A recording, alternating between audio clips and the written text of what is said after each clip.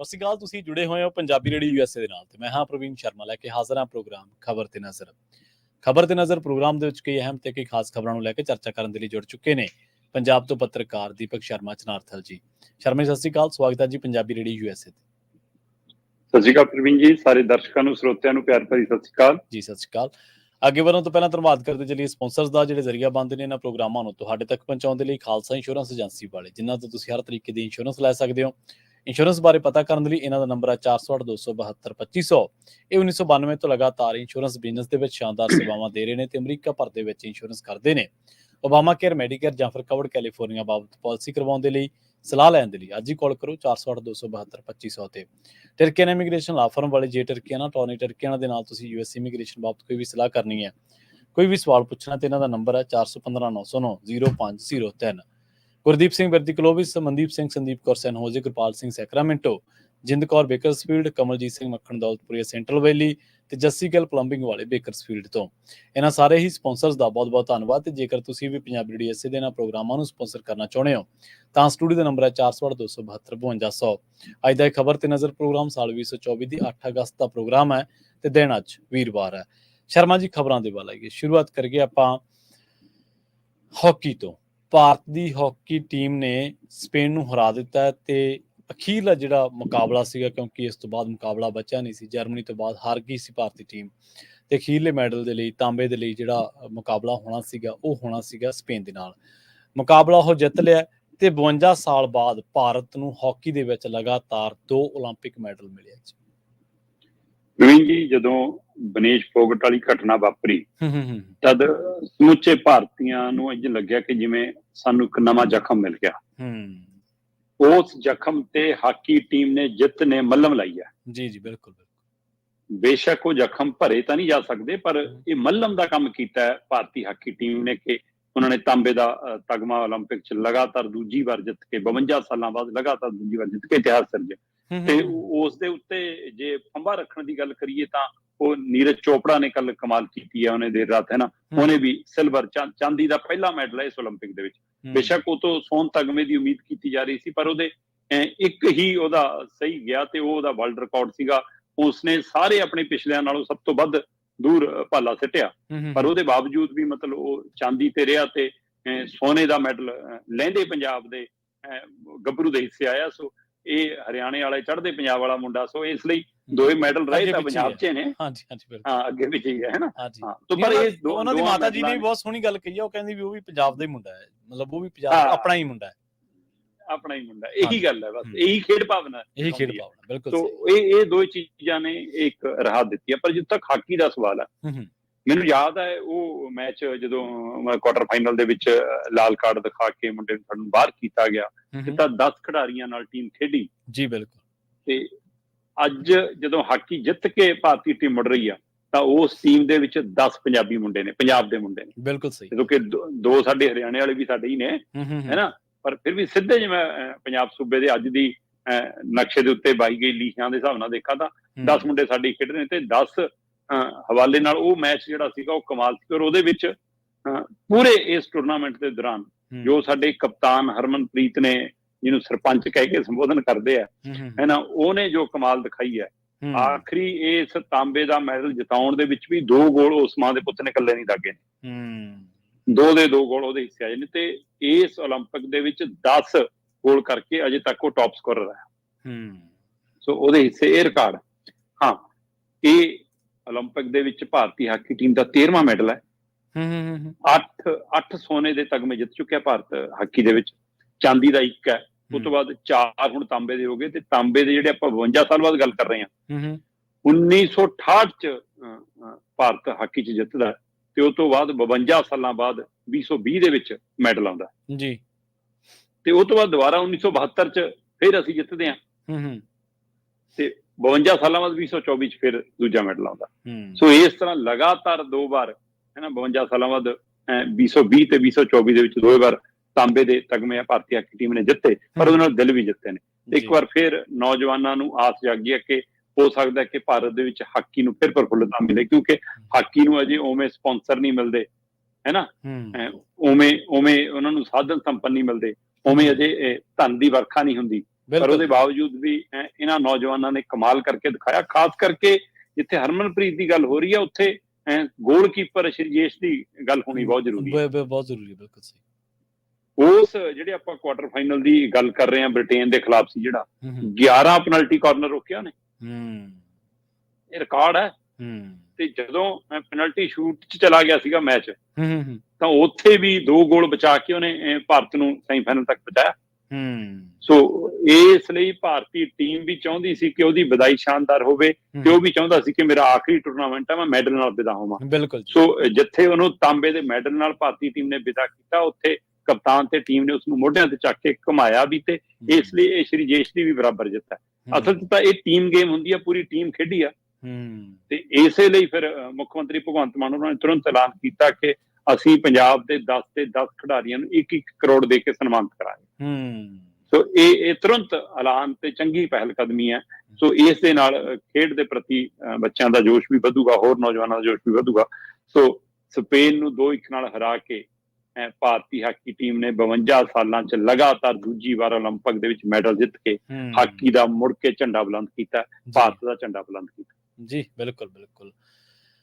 ਕੁਸ਼ਤੀ ਤੇ ਕੁਰਸੀ ਦੇ ਵਿੱਚ ਜੰਗ ਕਹਿੰਦੇ, ਪਰ ਫਿਰ ਵੀ ਵਿਨੇਸ਼ ਫੋਗਾਟ ਨੂੰ ਸਿਲਵਰ ਮਿਲਣ ਦੀ ਆਸ।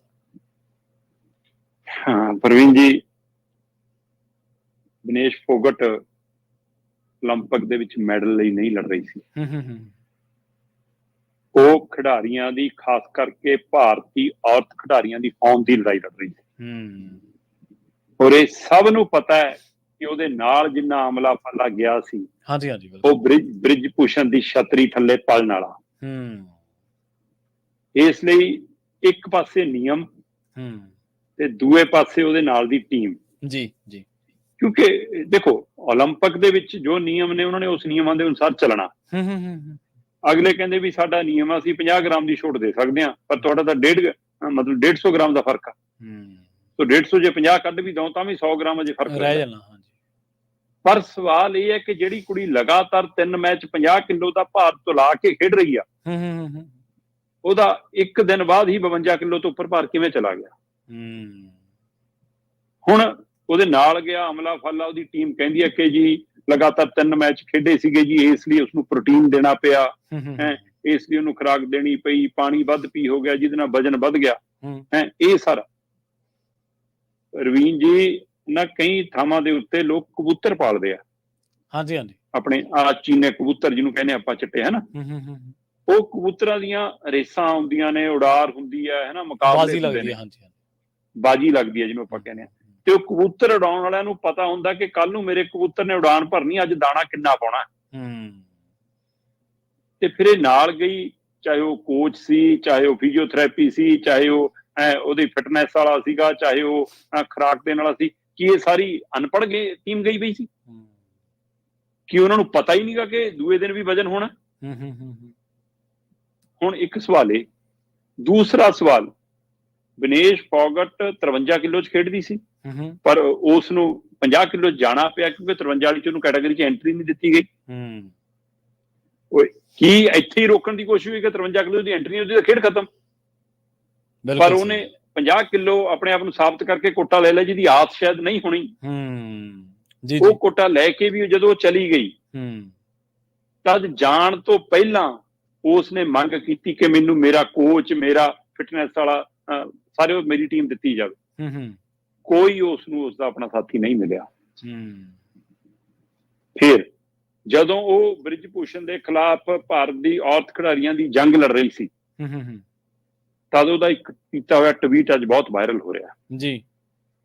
ਉਹਦੇ ਵਿੱਚ ਉਹ ਲਿਖਦੀ ਹੈ ਕਿ ਹੋ ਸਕਦਾ ਮੈਨੂੰ ਓਲੰਪਿਕ ਚੋਂ ਬਾਹਰ ਕਰ ਦਿੱਤਾ ਜਾਵੇ, ਜੇ ਮੈਨੂੰ ਖੇਲਣ ਦਾ ਮੌਕਾ ਮਿਲੇ, ਹੋ ਸਕਦਾ ਮੈਨੂੰ ਹੈ ਨਾ ਉਹ ਡਰੱਗ ਵਾਲੇ ਉਹਦੇ ਵਿੱਚ ਹੈ ਨਾ ਉਹ 'ਚ ਮਤਲਬ ਕਿ ਉਹ 'ਚ ਘੇਰ ਲਿਆ ਜਾਵੇ, ਹੋ ਸਕਦਾ ਮੇਰੇ ਖਾਣੇ 'ਚ, ਮੇਰੇ ਪਾਣੀ 'ਚ ਕੁਛ ਮਿਲਾ ਕੇ ਦੇ ਦਿੱਤਾ ਜਾਵੇ।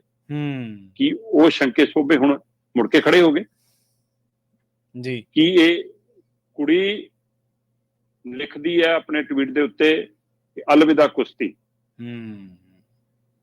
ਮਾਂ ਮੈਂ ਕੁਸ਼ਤੀ ਜਿੱਤ ਗਈ, ਮੈਂ ਹਾਰ ਗਈ, ਮਾਫ ਕਰਨਾ, ਮੈਂ ਤੁਹਾਡੇ ਸੁਪਨਿਆਂ ਤੇ ਮੇਰੀ ਹਿੰਮਤ ਤੇ, ਹੈ ਨਾ, ਮੈਂ ਖਰੀ ਨਹੀਂ ਉਤਰ ਸਕੀ। ਸਭ ਕੁਝ ਖਤਮ ਹੋ ਗਿਆ, ਹੈ ਨਾ। ਪਰ ਮੈਨੂੰ ਲੱਗਦਾ ਕਿ ਉਹ ਹਾਰੀ ਨਹੀਂ। ਜੀ ਜੀ ਬਿਲਕੁਲ, ਹਾਰੀ ਤਾਂ ਸਾਡਾ ਸਿਸਟਮ ਹੈ, ਸਾਡੀ ਸਿਆਸਤ ਹੈ, ਸਾਡੀ ਨਲਾਇਕੀ ਹੈ। ਹਾਰੇ ਤਾਂ ਉਹ ਨੇ ਜਿਹੜਾ ਨਾਲ ਗਿਆ ਹੋਇਆ ਅਮਲਾ ਫਲ ਹੈ, ਉਹ ਨਹੀਂ ਹਾਰੀ ਜੀ। ਇਸ ਲਈ ਇੱਥੇ ਮੈਨੂੰ ਲੱਗਦਾ ਕੁਸ਼ਤੀ ਤੇ ਕੁਰਸੀ ਵਿਚਾਲੇ ਜੰਗ ਹੋਈ ਆ, ਮੁਕਾਬਲਾ ਹੋਇਆ, ਤੇ ਉਸ ਕੁਰਸੀ ਨੂੰ ਸਵਾਲ ਹੋਣੇ ਚਾਹੀਦੇ ਨੇ। ਬਿਲਕੁਲ ਚਾਹੀਦੇ। ਕੀ ਇਹਦੇ ਪਿੱਛੇ ਬ੍ਰਿਜ ਭੂਸ਼ਣ ਉਹਦੀ ਟੀਮ ਦਾ ਕੋਈ ਰੋਲ ਹੈ? ਉਹਦੀ ਜਾਂਚ ਹੋਣੀ ਚਾਹੀਦੀ ਆ।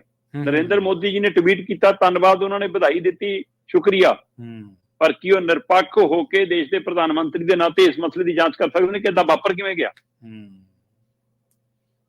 ਮਤਲਬ ਉਹ ਕੁੜੀ 'ਚ ਲੜਨ ਦੀ, ਖੇਡਣ ਦੀ ਤਾਂਘ ਕਿੰਨੀ ਸੀ, ਉਹਦਾ ਅੰਦਾਜ਼ਾ ਇਸ ਗੱਲ ਤੋਂ ਲੱਗਦਾ ਕਿ ਉਸਨੇ ਨਹੁੰ ਤੇ ਬਾਲ ਤਾਂ ਕਟਾਏ ਉਹ ਨਾ ਕਿ ਬਾਲ ਕਟਾਏ ਸੀ ਦੇਸ਼ ਲਈ ਸੀਸ ਕਟਾਉਣਾ ਜੇ ਬਾਕੀ ਹੈ, ਕੇਸ ਕਟਾਏ ਦੇਸ਼ ਲਈ ਜੇ ਸੀਸ ਕਟਾਉਣਾ ਬਾਕੀ ਹੈ। ਉਸਨੇ ਕੁੜੀ ਨੇ ਬਾਲ ਤੱਕ, ਨਹੁੰ ਤੱਕ ਕਟਾਏ, ਖੂਨ ਤੱਕ ਕਢਾਇਆ, ਮੀਡੀਆ ਰਿਪੋਰਟਾਂ ਕਹਿੰਦੀ। ਉਸਨੇ ਆਪਣੇ ਥੁੱਕ ਨੂੰ ਵੀ ਅੰਦਰ ਨਹੀਂ ਜਾਣ ਦਿੱਤਾ ਕਿ ਕਿਤੇ ਇਹਦੇ ਨਾਲ ਵੀ ਵਜਨ ਨਾ ਵੱਧ ਜਾਵੇ। ਹਾਂ ਜੀ ਜੀ ਬਿਲਕੁਲ, ਸਾਰੀ ਪ੍ਰਕਿਰਿਆ ਚੋਂ ਕਿੰਨਾ ਕੁਛ ਉਹਨੇ ਕੀਤਾ, ਤੇ ਤਾਂ ਵੀ ਉਹ 2 ਕਿਲੋ ਤੋਂ ਤੋੜ ਲਿਆ ਹੀ। ਉਸਨੇ ਤਾਂ ਆਪਣੀ ਕੋਈ ਕਸਰ ਨਹੀਂ ਨਾ ਛੱਡੀ। ਫਿਰ ਕਸਰ ਕਿੱਥੇ ਆ, ਇਹਦੀ ਜਾਂਚ ਕੌਣ ਕਰੇਗਾ ਜੀ? ਹਾਂ, ਉਹਨੇ ਪਹਿਲਾਂ ਅਪੀਲ ਪਾਈ ਸੀ ਕਿ ਮੈਨੂੰ ਫਾਈਨਲ ਖੇਡਣ ਦਿੱਤਾ ਜਾਵੇ, ਫਿਰ ਉਸਨੂੰ ਸਹੀ ਬੰਦਿਆਂ ਦੀ ਸਲਾਹ ਮਿਲੀ ਕਿ ਇਹ ਅਪੀਲ ਆਪਣੀ ਮਨਜ਼ੂਰ ਨਹੀਂ ਹੋਣੀ, ਫਿਰ ਉਸਨੇ ਸਿਲਵਰ ਲਈ ਅਪੀਲ ਪਾਈ ਹੈ। ਠੀਕ ਹੈ, ਕਿ ਮੈਂ ਸਿਲਵਰ ਦੀ ਹੱਕਦਾਰ। ਦੇਖੋ ਪ੍ਰਵੀਨ ਜੀ, ਉਹ ਲਗਾਤਾਰ ਜਿਹੜੇ ਮੈਚ ਜਿੱਤ ਕੇ ਆਈ, ਉੱਥੇ ਉਹਦਾ ਸਿਲਵਰ ਪੱਕਾ ਹੋ ਗਿਆ। ਹੁਣ ਸਿਲਵਰ ਪੱਕਾ ਹੋਣ ਤੱਕ ਤਾਂ ਉਹਦਾ ਵਜਨ 50 ਕਿਲੋ ਸੀ ਨਾ, ਉਸ ਪ੍ਰਕਿਰਿਆ ਤੱਕ ਤਾਂ ਪੂਰੀ ਹੈ ਨਾ। ਉਹਨੇ ਗੋਲਡ ਲਈ ਖੇਲਣਾ ਸੀ ਜੀ ਜੀ। ਜੇ ਉਹ ਗੋਲਡ ਨਹੀਂ ਖੇਲ ਰਹੀ ਤੇ ਬਿਨਾਂ ਖੇਡੀ ਉਸ ਕੁੜੀ ਨੂੰ ਗੋਲਡ ਮਿਲ ਰਿਹਾ, ਤਾਂ ਇਹ ਸਿਲਵਰ ਤੱਕ ਦੇ ਤਾਂ ਹੱਕਦਾਰ ਨਹੀਂ ਸੀ ਨਾ। ਸੀਗੀ ਬਿਲਕੁਲ ਜੀ। ਹੁਣ ਇੱਥੇ ਕੀਨੀਆ ਵਾਲੇ ਇੱਕ ਉਦਾਹਰਨ ਤੋਂ ਸਮਝਣ ਦੀ ਲੋੜ ਹੈ। ਕੀਨੀਆ ਦੀ ਇੱਕ ਦੌੜਾਕ 5000 ਕਿਲੋਮੀਟਰ ਦੀ ਦੌੜ 'ਚ ਹਿੱਸਾ ਲੈ ਰਹੀ ਸੀ 올림픽 'ਚ, ਹੁਣੇ ਇਸੇ 올림픽 ਦੀ ਜੋ ਗੱਲ ਕਰ ਰਿਹਾ, ਠੀਕ ਹੈ ਨਾ। ਉਹ ਫੇਥ ਜਿਹੜੀ ਨਾਂ ਦੀ ਕੀਨੀਆ ਦੌੜਾਕ ਸੀਗੀ, ਉਹ ਜਦੋਂ ਫਾਈਨਲ ਦੇ ਵਿੱਚ ਦੌੜੀ ਤੇ ਉਹ ਦੂਸਰੇ ਸਥਾਨ ਤੇ, ਉਹਨੂੰ ਸਿਲਵਰ ਮੈਡਲ ਤੈਅ ਹੋ ਗਿਆ। ਠੀਕ ਹੈ ਜੀ। ਪਰ ਉਸ ਨੂੰ ਸਿਲਵਰ ਮੈਡਲ ਦੇਣ ਦੀ ਬਜਾਏ ਉਹਨੂੰ ਡਿਸਕੁਆਲੀਫਾਈ ਦਾ ਪ੍ਰਮਾਣ ਸੁਣਾ ਦਿੱਤਾ ਗਿਆ ਕਿ ਤੂੰ ਪਿਛਲੀ ਦੌੜ ਦੇ ਵਿੱਚ ਇੱਕ ਖਿਡਾਰਨ ਨਾਲ ਖੇਬੜੀ ਸੀ, ਉਹਦੇ ਨਾਲ ਵੱਜੀ ਸੀ, ਉਹਦੇ ਨਾਲ ਟਕਰਾਈ ਸੀ ਜਾਣਬੁੱਝ ਕੇ। ਤੇ ਉਹਦੀ ਟੀਮ ਨੇ, ਉਹਦੇ ਨਾਲ ਦੇ ਸਾਥੀਆਂ ਨੇ ਅਪੀਲ ਪਾਈ ਕਿ ਜੇ ਉਹ ਪਿਛਲੇ ਮੈਚ ਕਰਕੇ ਡਿਸਕੁਆਲੀਫਾਈ ਹੈ, ਫਿਰ ਤੁਸੀਂ ਉਹਨੂੰ ਫਾਈਨਲ ਖੇਡਣ ਕਿਉਂ ਦਿੱਤਾ? ਅਗਲਾ ਕਿਉਂ ਖੇਡਣ ਦਿੱਤਾ ਮੈਚ? ਸਹੀ ਹੈ, ਬਿਲਕੁਲ ਜੀ। ਜਦੋਂ ਉਹ ਫਾਈਨਲ ਖੇਡ ਲਈ ਤੇ ਉਹਨੇ ਉਹ ਹਾਸਲ ਕਰ ਲਿਆ, ਫਿਰ ਉਹਦੀ ਹੱਕਦਾਰ।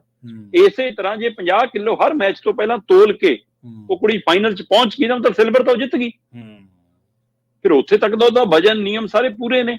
ਹੁਣ ਇਸ ਆਧਾਰ ਤੇ 올림픽 ਦੇ ਨਿਯਮ ਕੀ ਕਹਿੰਦੇ ਨੇ, ਹੈ ਨਾ, ਉਸ ਹਵਾਲੇ ਨਾਲ ਇਹ ਤਰਕ ਕਿੱਥੇ ਰੁਕੂਗਾ, ਇਹ ਦੇਖਣ ਵਾਲੀ ਗੱਲ ਹੈ। ਤੇ ਪਹਿਲਾਂ ਭਾਰਤੀ ਸਮੇਂ ਅਨੁਸਾਰ ਕੱਲ ਸ਼ਾਮ 5 ਵਜੇ ਤੱਕ ਦਾ ਸਮਾਂ ਸੀਗਾ, ਵੀਰਵਾਰ ਨੂੰ। ਫਿਰ ਪਤਾ ਲੱਗਾ ਕਿ ਵੀਰਵਾਰ ਰਾਤ ਨੂੰ 9 ਵਜੇ, 9:30 ਵਜੇ ਤੱਕ ਇਹਦੇ ਤੇ ਫੈਸਲਾ ਆ ਸਕਦਾ। ਹੁਣ ਪਤਾ ਲੱਗਾ ਕਿ ਅੱਜ ਭਾਰਤੀ ਸਮੇਂ ਅਨੁਸਾਰ ਸ਼ੁੱਕਰਵਾਰ ਦੁਪਹਿਰ ਦੇ 1:30 ਵਜੇ ਤੱਕ ਇਸ ਤੇ ਫੈਸਲਾ ਆਉਣਾ ਹੈ, ਕਿਉਂਕਿ ਭਾਰਤੀ ਦਲ ਨੇ ਕੁਝ ਸਮਾਂ ਮੰਗਿਆ ਕਿ ਵਿਨੇਸ਼ ਫੋਗਟ ਵੱਲੋਂ ਜਿਹੜੇ ਵਕੀਲ ਨੂੰ ਅਸੀਂ ਪੇਸ਼ ਕਰਨਾ, ਉਹਦੀ ਤਿਆਰੀ ਵੀ ਹੋ ਸਕੇ ਤੇ ਵਕੀਲ ਕੌਣ ਹੋਵੇ। ਪਤਾ ਲੱਗ ਰਿਹਾ ਹਰੀਸ਼ ਸਾਲਵੇ ਵਕਾਲਤ ਕਰ ਸਕਦੇ ਇਸ ਬੱਚੀ ਲਈ। ਅੱਛਾ, ਸੋ ਹਾਂ ਜੀ, ਇਹ ਪਤਾ ਲੱਗ ਰਿਹਾ। ਹੋ ਸਕਦਾ ਜੀ ਏਦਾਂ ਕੁਝ ਹੁੰਦਾ। ਸੋ ਇਸ ਲਈ ਹੁਣ ਚਾਂਦੀ ਦੀ, ਸਿਲਵਰ ਦੀ ਆਸ ਤਾਂ ਵੱਜੀ ਹੈ, ਪਰ ਕੁੜੀ ਸੋਨੇ ਨਾਲੋਂ ਵੀ ਵੱਧ ਜਿੱਤ ਕੇ ਆ ਰਹੀ ਹੈ। ਜੋ ਉਹਨੇ ਭਾਰਤੀਆਂ ਦਾ ਦਿਲ ਜਿੱਤਿਆ, ਜਿਵੇਂ ਉਹਨਾਂ ਭਾਰਤ ਖੜਿਆ। ਤੁਸੀਂ ਇਹ ਦੇਖੋ ਕਿ ਪ੍ਰਿੰਸੀਪਲ ਸਰਵਣ ਸਿੰਘ ਹੋਰਾਂ ਨੇ, ਹੈ ਨਾ, ਐਲਾਨ ਕੀਤਾ ਕਿ ਮੈਂ ਆਪਣਾ ਖੇਡ ਰਤਨ, ਹੈ ਨਾ, ਜਿਹੜਾ ਉਹ ਸੋਨੇ ਦਾ, ਉਹ 1.25 ਤੋਲੇ ਦਾ ਉਹ ਮੈਡਲ ਹੈ ਉਹਨਾਂ ਦਾ, ਠੀਕ ਹੈ, ਉਹ ਕਹਿੰਦੇ ਕਿ ਮੈਂ ਇਸ ਕੁੜੀ ਦੀ ਝੋਲੀ ਪਾਉਣਾ। ਉਸ ਤੋਂ ਬਾਅਦ ਪੈਸੇ ਦੇਣ ਵਾਲਿਆਂ ਦੀ, ਹੋਰ ਚੀਜ਼ਾਂ ਦੇਣ ਵਾਲਿਆਂ ਦੇ ਐਲਾਨ ਸ਼ੁਰੂ ਹੋ ਗਏ। ਇਹ ਉਹਨੂੰ ਹੌਸਲਾ, ਇਹਦੇ ਨਾਲ ਉਹਨੇ ਬੜਾ ਨਹੀਂ ਹੋ ਜਾਣਾ ਕੋਈ। ਸਹੀ, ਬਿਲਕੁਲ ਬਿਲਕੁਲ। ਨਾ ਹੀ ਉਹਨੂੰ ਭੁੱਖ ਹੈ ਇਹਨਾਂ ਚੀਜ਼ਾਂ ਦੀ, ਨਾ ਹੀ ਉਹਨੇ ਕਿਹਾ। ਹਾਂ, ਉਸ ਨੂੰ ਇਹ ਦੱਸਣ ਦੀ ਲੋੜ ਹੁੰਦੀ ਹੈ ਕਿ ਅਸੀਂ ਤੇਰੇ ਨਾਲ ਸਨਮਾਨ ਹੁੰਦਾ ਖਿਡਾਰੀ ਦਾ। ਹਾਂ, ਇਹ ਤੇਰੇ ਨਾਲ ਖੜੇ ਆ। ਸੋ ਇਸ ਲਈ ਉਹ ਚਾਹੇ ਚਾਂਦੀ ਲਿਆਵੇ ਚਾਹੇ ਨਾ ਲਿਆਵੇ, ਉਸ ਨੂੰ ਭਾਰਤੀ ਲੋਕ ਸੋਨੇ 'ਚ ਮੜ ਦੇਣਗੇ। ਬਿਲਕੁਲ ਸਹੀ ਹੈ ਜੀ, ਬਿਲਕੁਲ। ਅਗਲੀ ਖਬਰ ਦੇ ਵੱਲ ਵਧ ਗਏ ਤੇ ਗੱਲ ਕਰੀਏ ਪੰਜਾਬ ਦੇ ਵਿੱਚ ਲਾਰੈਂਸ ਇੰਟਰਵਿਊ ਦੇ ਮਾਮਲੇ ਦੀ। ਮੂਸੇਵਾਲੇ ਦੇ ਬਾਪੂ ਨੇ ਪੰਜਾਬ ਸਰਕਾਰ ਨੂੰ ਸਵਾਲ ਕੀਤਾ ਵੀ ਤੁਸੀਂ ਇਹ ਇੰਟਰਵਿਊ ਕਰਵਾਈ ਕਿਸ ਮੰਤਵ ਨਾਲ ਸੀ? ਦੇਖੋ ਪ੍ਰਵੀਨ ਜੀ, ਆਪਾਂ ਚੰਗੇ ਕੱਲ ਵੀ ਗੱਲ ਕਰ ਰਹੇ ਸੀਗੇ, ਹਾਂਜੀ ਹਾਂਜੀ, ਕਿ ਜਦੋਂ ਬੇਅਦਬੀ ਕਾਂਡ ਵਾਪਰਿਆ, ਜਦੋਂ ਗੋਲੀ ਕਾਂਡ ਵਾਪਰਿਆ ਜੀ, ਹੈ ਨਾ, ਚਾਹੇ ਅਕਾਲੀ ਦਲ ਇਹ ਤੱਥਾਂ ਤੇ ਵੀ ਲਿਆ ਕੇ ਸਾਬਤ ਕਰ ਦੇਵੇ ਕਿ ਅਸੀਂ ਗੋਲੀ ਚਲਾਉਣ ਦੇ ਹੁਕਮ ਨਹੀਂ ਦਿੱਤੇ, ਪਰ ਸਵਾਲ ਤਾਂ ਗ੍ਰਹਿ ਮੰਤਰੀ ਤੇ ਮੁੱਖ ਮੰਤਰੀ ਨੂੰ ਰਹੇਗਾ ਨਾ ਕਿ ਰਾਜ ਦੇ ਮੁਖੀ ਤੁਸੀਂ ਸੀ, ਪੁਲਿਸ ਤੰਤਰ ਤੁਹਾਡੇ ਕੋਲ ਸੀ। ਉਸ ਸਮੇਂ ਪ੍ਰਕਾਸ਼ ਸਿੰਘ ਬਾਦਲ ਮੁੱਖ ਮੰਤਰੀ, ਸੁਖਬੀਰ ਬਾਦਲ ਗ੍ਰਹਿ ਮੰਤਰੀ ਸੀ। ਸੋ ਅੱਜ ਤੱਕ ਉਹਨਾਂ ਲਈ ਇਹ ਸਵਾਲ ਚੁਣੌਤੀ ਬਣਿਆ ਹੋਇਆ। ਪੰਜਾਬ 'ਚ ਕਾਂਗਰਸ ਦੀ ਸਰਕਾਰ ਆ ਗਈ, ਗੈਂਗਸਟਰ ਜੇਲ੍ਹਾਂ 'ਚੋਂ ਭੱਜਣ ਲੱਗ ਪਏ, ਅੰਦਰੋਂ ਫੜੇ ਜਾਣ ਲੱਗ ਪਏ, ਮੋਬਾਈਲ ਧੰਦੇ ਦੀਆਂ ਖਬਰਾਂ ਆਉਣ ਲੱਗ ਪਈਆਂ, ਤੇ ਇਹੀ ਮੁੱਖ ਮੰਤਰੀ ਅੱਜ ਵਾਲੇ ਭਗਵੰਤ ਮਾਨ ਹੋਰੀ ਸਵਾਲ ਕਰਦੇ ਸੀਗੇ। ਸੁਖਜਿੰਦਰ ਰੰਧਾਵਾ ਜਿਹੜਾ ਜੇਲ੍ਹ ਮੰਤਰੀ ਆ, ਜਿਹੜਾ ਜਿਹਦੇ ਕੋਲ ਸਾਰਾ ਕੰਟਰੋਲ ਹੈ, ਇਹਦਾ ਬਈ ਤਾਲਮੇਲ ਆ ਸਾਰਾ ਕੁਛ, ਇਹ ਜ਼ਿੰਮੇਵਾਰ ਆ ਬਈ ਜੀ। ਫਿਰ ਜੇ ਉਹਦੇ ਲਈ ਸੁਖਜਿੰਦਰ ਰੰਧਾਵਾ ਜ਼ਿੰਮੇਵਾਰ ਆ, ਫਿਰ ਅੱਜ ਲਾਰੈਂਸ ਬਿਸ਼ਨੋਈ ਦੀ ਇੰਟਰਵਿਊ ਜੇ ਪੰਜਾਬ ਦੀ ਜੇਲ੍ਹ ਛੱਡੋ ਥਾਣਿਆਂ 'ਚ ਹੋਣ ਲੱਗ ਪਈ, ਇਹਦੇ ਲਈ ਕੌਣ ਜ਼ਿੰਮੇਵਾਰ? ਫਿਰ ਇਹਦੇ ਲਈ ਕੀ ਪੁਲਿਸ ਨੂੰ ਕੰਟਰੋਲ ਕਰਨ ਵਾਲੇ ਡੀਜੀਪੀ ਸਾਹਿਬ, ਪੁਲਿਸ ਦੇ ਵਿਭਾਗੀ ਤੌਰ ਤੇ ਮੁਖੀ ਗ੍ਰਹਿ ਮੰਤਰੀ ਸਾਹਿਬ, ਪੰਜਾਬ ਦੇ ਮੁਖੀ ਮੁੱਖ ਮੰਤਰੀ ਸਾਹਿਬ ਜ਼ਿੰਮੇਵਾਰ ਨਹੀਂ? ਜ਼ਿੰਮੇਵਾਰ ਬਿਲਕੁਲ ਸਹੀ ਹੈ। ਇਸ ਪਹਿਲੂ ਤੇ ਲਾਰੈਂਸ ਬਿਸ਼ਨੋਈ ਦੀ ਜਦੋਂ ਇਹ ਸਾਬਤ ਹੋ ਗਿਆ ਕਿ ਇੱਕ ਇੰਟਰਵਿਊ ਖਰੜ ਦੇ ਥਾਣੇ ਦੇ ਉੱਥੇ ਜਿਹੜਾ ਸੀ ਸਟਾਫ ਦਾ ਥਾਣਾ ਉਹਦੇ ਵਿੱਚ ਹੁੰਦੀ ਹੈ, ਦੂਸਰੀ ਜਾ ਕੇ ਰਾਜਸਥਾਨ ਦੀ ਜੇਲ੍ਹ 'ਚ ਹੁੰਦੀ ਹੈ, 7 ਮਹੀਨਿਆਂ ਬਾਅਦ ਨਸਰ ਹੁੰਦੀ ਹੈ, ਸਤੰਬਰ 'ਚ 2022 'ਚ ਹੋਈ, ਮਾਰਚ 14 ਮਾਰਚ ਨੂੰ ਆ ਕੇ ਚੱਲਦੀ ਆ ਉਹ ਇੰਟਰਵਿਊ। ਸੋ ਜਿਹੜਾ 7 ਮਹੀਨਿਆਂ ਦੇ ਵਕਫੇ ਦੌਰਾਨ ਚੱਲੀ, ਇਸ ਦੇ ਵਿੱਚ ਖੁਲਾਸਾ ਕਿਸ ਹਵਾਲੇ ਨਾਲ ਹੋਇਆ ਸੀ? ਸਿੱਧੂ ਮੂਸੇਵਾਲੇ ਦੇ ਕਤਲ ਦੇ ਹਵਾਲੇ ਨਾਲ। ਇਹੀ ਵੱਡਾ ਨੁਕਤਾ ਸੀਗਾ ਜੀ। ਇਸ ਨੁਕਤੇ ਨੂੰ ਆਧਾਰ ਬਣਾ ਕੇ ਬਲਕੌਰ ਸਿੰਘ ਹੋਰਾਂ ਨੇ ਸਵਾਲ ਪੁੱਛਿਆ ਕਿ ਸਰਕਾਰ ਮੈਨੂੰ ਇੰਨਾ ਜਵਾਬ ਦੇ ਦੇਵੇ ਕਿ ਉਹਦਾ ਕੀ ਮੰਤਵ ਸੀ ਇਹਦੇ ਪਿੱਛੇ ਇੰਟਰਵਿਊ ਕਰਾਉਣ ਪਿੱਛੇ, ਕਿਉਂਕਿ ਉਹਨਾਂ ਦਾ ਸਿੱਧਾ ਮੰਨਣਾ ਬਲਕੌਰ ਦਾ ਕਿ ਕਰਾਈਓ ਸਰਕਾਰ ਨੇ, ਸਰਕਾਰੀ ਸ਼ਹਿ ਤੇ ਹੋਈ, ਇਸ ਲਈ ਸਰਕਾਰ ਇਸ ਮਸਲੇ ਤੇ ਕਹਿੰਦੇ ਬੋਲਦੀ ਨਹੀਂ। ਹੁਣ ਜੇ ਸਰਕਾਰ ਬੋਲਦੀ ਨਹੀਂ, ਫਿਰ ਉਹ ਇਹ ਸਵਾਲ ਦਾ ਵੀ ਜਵਾਬ ਕਿਉਂ ਦਊਗੀ? ਫਿਰ ਇਹਦਾ ਜਵਾਬ ਖੁਦ ਬਲਕੌਰ ਸਿੰਘ ਦਿੰਦੇ ਆ। ਪ੍ਰਵੀਨ ਜੀ, ਬਲਕੌਰ ਸਿੰਘ ਕਹਿੰਦੇ ਸਿੱਧਾ ਮੰਤਵ ਸੀਗਾ ਕਿ ਸਿੱਧੂ ਮੂਸੇਵਾਲੇ ਦੇ ਮਾਮਲੇ 'ਚ ਸਾਨੂੰ ਇਨਸਾਫ ਨਾ ਮਿਲੇ। ਇਹਦਾ ਸਿੱਧਾ ਇਰਾਦਾ ਸੀਗਾ ਕਿ ਲਾਰੈਂਸ ਬਿਸ਼ਨੋਈ ਦੀ ਇੰਟਰਵਿਊ ਨਾਲ ਸਿੱਧੂ ਮੂਸੇਵਾਲੇ ਦੇ ਕੇਸ ਦੇ ਵਿੱਚ ਜਿਹੜੇ ਗਵਾਹ ਨੇ ਉਹ ਡਰ ਜਾਣ, ਸਹਿਮ ਜਾਣ, ਉਹਨਾਂ ਨੂੰ ਡਰਾਉਣ ਦੀ, ਧਮਕਾਉਣ ਦੀ ਪ੍ਰਵਿਰਤੀ ਵਜੋਂ ਇੰਟਰਵਿਊ ਸਾਹਮਣੇ ਲਿਆਂਦੀ ਗਈ ਹੈ ਨਾ। ਸੋ ਇਸ ਲਈ ਕਹਿੰਦੇ ਕਿ ਸਾਡੇ ਕੇਸ ਨੂੰ ਪ੍ਰਭਾਵਿਤ ਕਰਨ ਦੀ ਕੋਸ਼ਿਸ਼ ਆ, ਪਰ ਸਾਡੇ ਕੋਲ ਤਾਂ ਹੁਣ ਬਚੇ ਕੀ, ਅਸੀਂ ਤਾਂ ਲੜਾਈ ਲੜਾਂਗੇ, ਉਹ ਕਹਿੰਦੇ। ਪਰ ਅਜੇ ਤੱਕ ਵੀ ਸਿੱਟ ਦੀ ਇਹ ਰਿਪੋਰਟ ਜਨਤਕ ਹੋਣ ਤੋਂ ਬਾਅਦ ਵੀ ਸਰਕਾਰ ਦਾ ਕੋਈ ਨੁਮਾਇੰਦਾ ਇਸ ਮਸਲੇ ਤੇ ਬੋਲਣ ਲਈ ਤਿਆਰ ਨਹੀਂ। ਆਪਣੇ ਆਪ ਸਵਾਲ, ਹੋਰ ਤੁਸੀਂ ਹਰ ਗੱਲ ਦੇ ਉੱਤੇ ਛੋਟੀ-ਛੋਟੀਆਂ ਗੱਲਾਂ ਦਾ ਟਵੀਟ ਕਰਦੇ ਹੋ, ਹੈ ਨਾ, ਫੋਟੋਆਂ ਪਾਉਂਦੇ ਹੋ, ਵੀਡੀਓ ਭੇਜਦੇ ਹੋ, ਮੀਡੀਆ 'ਚ ਰਿਪੋਰਟਾਂ ਕਰਦੇ ਹੋ, ਦਿੱਲੀ ਵਾਲਿਆਂ ਤੋਂ ਵੀ ਕਹਾਉਂਦੇ, ਉਰੇ ਵਾਲੇ ਵੀ ਬੋਲਦੇ ਆ, ਤੇ ਹੁਣ ਆਹ ਮਸਲਾ ਸਿੱਧਾ ਜੁੜਿਆ ਹੈ। ਹੁਣ ਇਸ ਮਸਲੇ ਤੇ ਸਰਕਾਰ ਬੋਲਦੀ ਨਹੀਂ, ਚੁੱਪ ਵੱਟੀ ਹੈ। ਤੇ ਬਲਕੌਰ ਸਿੰਘ ਦਾ ਸਵਾਲ ਬਹੁਤ ਵਾਜਬ ਤੇ ਵੱਡਾ ਜੀ। ਬਿਲਕੁਲ। ਤੇ ਮੁੱਖ ਮੰਤਰੀ ਸਾਹਿਬ ਨੇ, ਭਗਵੰਤ ਮਾਨ ਨੇ ਦਿੱਲੀ ਏਅਰਪੋਰਟ ਤੇ ਜਿਹੜਾ ਸਹੂਲਤ ਕੇਂਦਰ ਹੈ ਜੀ, ਉਹਦਾ ਉਦਘਾਟਨ ਕਰਤਾ। ਦੇਖੋ, ਆਪਾਂ ਕੱਲ ਵਿਸਤਾਰ ਨਾਲ ਗੱਲ ਕਰਕੇ ਹਟੇ ਹਾਂ ਸਾਰੇ ਪਹਿਲੂਆਂ ਤੋਂ। ਸੋ ਪਰ ਜਿਸ ਚਾਅ ਮਲਾਰ ਨਾਲ ਉਦਘਾਟਨ ਹੋਇਆ, ਜੇ ਉਸੇ ਚਾਅ ਮਲਾਰ ਨਾਲ ਉੱਥੇ ਚਾਹੇ ਉਹ ਕੰਪਨੀ ਦੇ, ਪ੍ਰਾਈਵੇਟ ਕੰਪਨੀ ਦੇ ਮੁਲਾਜ਼ਮੇ ਨੇ, ਵੈਸੇ ਉਹ ਮੁਲਾਜ਼ਮ ਕਹਿੰਦੇ ਤੈਨਾਤ ਕਰਨ ਲੱਗੇ ਜ਼ਰੂਰ ਧਿਆਨ ਰੱਖਿਆ ਗਿਆ ਕਿ ਉਹਨਾਂ ਨੂੰ ਕੱਲੀ ਹਿੰਦੀ ਅੰਗਰੇਜ਼ੀ ਨਾ ਆਉਂਦੀ ਹੋਵੇ, ਪੰਜਾਬੀ ਵੀ ਚੰਗੀ ਆਉਂਦੀ, ਕਿਉਂਕਿ ਵਾਹ ਵਾਸਤਾ ਤਾਂ ਸਭ ਤੋਂ ਵੱਧ ਪੰਜਾਬੀ ਭਰਾਵਾਂ ਨਾਲੇ ਪੈਣਾ ਨਾ। ਖੁੱਲੇ ਜਦੋਂ ਪੰਜਾਬ ਦਾ ਸਹੂਲਤ ਕੇਂਦਰ ਹੈ, NRI ਪੰਜਾਬੀ ਭਰਾਵਾਂ ਲਈ ਖੁੱਲਿਆ, ਸੋ ਇਸ ਲਈ ਉਹਨਾਂ ਨੂੰ ਪੰਜਾਬੀ ਆਉਣੀ ਤਾਂ ਬਹੁਤ ਜ਼ਰੂਰੀ ਹੈ। ਪਰ ਟੀਮ ਦਿੱਲੀ ਦੀਆਂ ਹੁਣ ਇਸ ਲਈ ਦੇਖਣ ਵਾਲੀ ਗੱਲ ਹੋਏਗੀ। ਬੇਸ਼ੱਕ ਉੱਥੇ ਦਿਖ ਰਿਹਾ ਕਿ ਪੰਜਾਬੀ ਮੁੰਡੇ ਕੁੜੀਆਂ ਉੱਥੇ ਤੈਨਾਤ ਕੀਤੇ ਨੇ।